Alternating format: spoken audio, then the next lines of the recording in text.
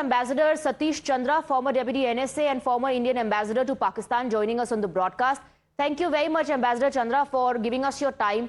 The most important thing here to mention, first of all, is that India is fighting against terrorism. We've hit the terror dens and the terror havens in Pakistan. What's happened after that is something that India will have to retaliate to.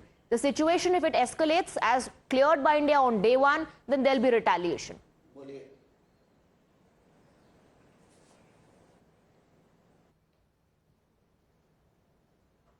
Can you hear me, sir?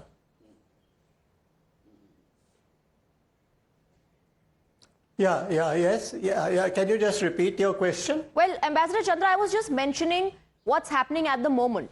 While we are hitting the terror dens, and we have, of course, made it absolutely clear to the world that this is a fight against terrorism that India is fighting. What we are witnessing is that our civilians are being targeted. What we are also witnessing is an attempt to strike at India, which, of course, is being negated and thwarted by us. We are retaliating with full force.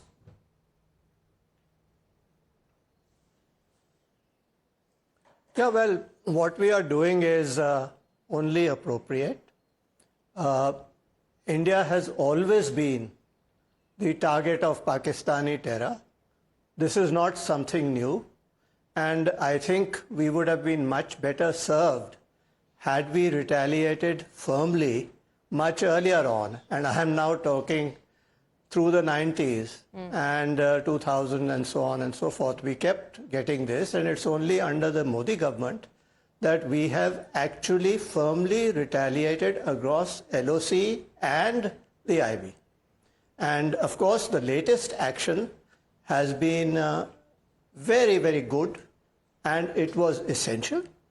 It was also rightly preceded by a series of non-kinetic measures, of which the most important was keeping in abeyance the Indus Waters Treaty. In my mind, that, as I have said earlier, in earlier conversations with others, this is actually a Brahmastra.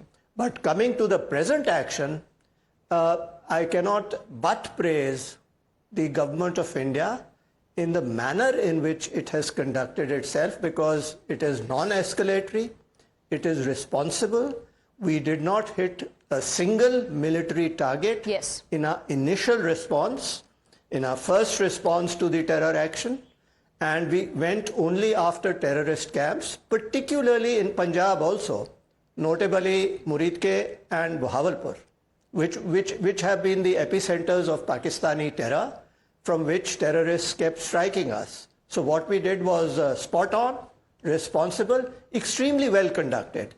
And even more praise for India. As a retired civil servant, I am delighted with the manner in which India has conducted itself. It's behaved as a very responsible nation. And when the Pakistanis struck us, I believe in 15 centers in northern and western India, we were able to defend ourselves.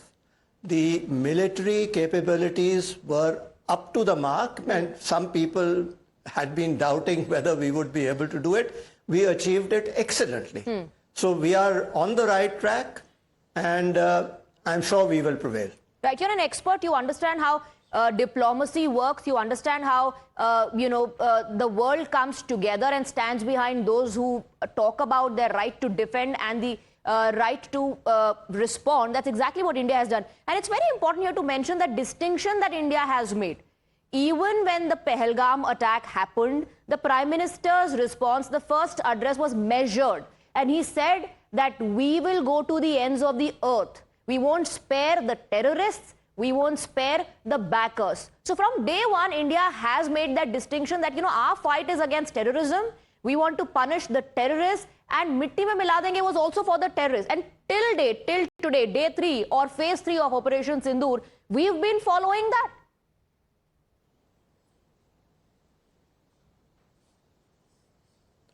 Yeah, quite right. We have been going for terror targets, but there is a difference that the moment they started attempting, and I'm saying attempting because they did attempt to strike at our military targets, our response again was measured, and we did a calibrated strike, like, for instance, the air defenses at Lahore and so forth, and the attacks we did, which are necessary. I think the message must go to Pakistan that, and I think we are succeeding there, that if you're going to hit our military targets or civilian targets or economic infrastructure, as they might well still do or try and do, we will also take appropriate action to deal with that. And I think that message not only must go to Pakistan, but to the rest of the world. This is a different India.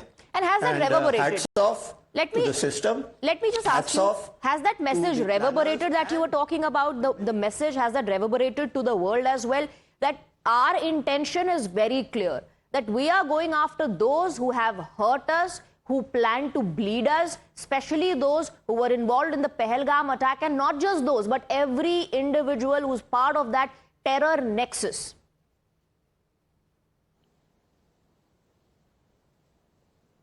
Yes, I think it has been reiterated time and again very eloquently by the Foreign Secretary and by others.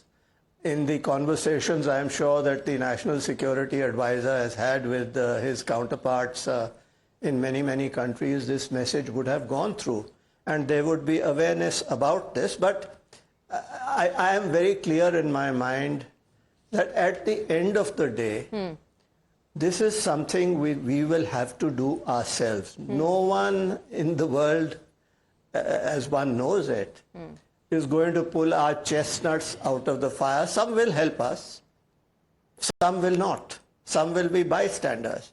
And I think if the world is genuinely interested in ending terrorism, in fighting terrorism, they would stop financing Pakistan. Absolutely. And I'm sure this message will go out loud and clear also in the International Monetary Fund meeting, which is going to be held shortly. And Pakistan has been there 25 times. I think this is the 25th time they are going there. So if you want to keep Pakistan from using terror, they must be starved of funding. And one other thing I want to make very clear, this is my experience, that Pakistan is really the fount of terror. And they have used terror since their inception against India as an equalizer. From the 47 conflict, it happened in 65, in 71. Throughout, they have used terror at Kargil again. So this has happened again and again and again. And if they are going to have to stop it, the world can play a role in this, if they wish to, by stopping the funding. Because otherwise, Pakistan will continue in this course that it has of using terror repeatedly against us. Absolutely. I think the day Pakistan realizes that this is a fight against terrorism and they perhaps should join this fight against terrorism is the day that, truly things would start changing there. Truly things would perhaps, in a way transform Pakistan. But I don't know, are going to ever witness that or not. Thank you very much, Ambassador Satish Chandra. And you're absolutely right. There are two very important developments to track. One, of course, is the IMF meeting and the MEA press. All right. Finish your point, sir. Yeah, I just wanted to add, if the world does this, it will not only be doing a service to the subcontinent and the battle against terrorism, but it would be a service to Pakistan as well. Absolutely. Because its use of terror is ending up hurting Pakistan also. Absolutely. And I think if the world does this, it will be a service to Pakistan as well. Starve it of fundings, get it off terror, help everybody.